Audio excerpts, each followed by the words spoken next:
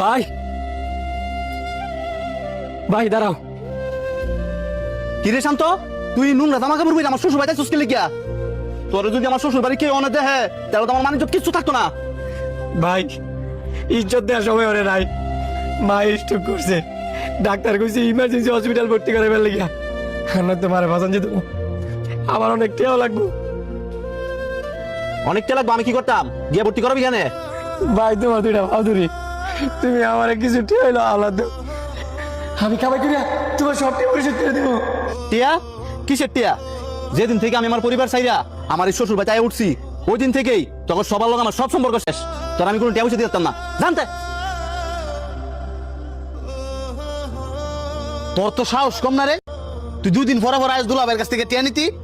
এতদিন তো আমার দুলাভাইয়ের গাড়ির উপর বয়ে বয়ে খাইছস, আর অনেক খাইতে পারস না দেখা আইসস মার অসুস্থতার কথা কয়ে টিয়া নিতি।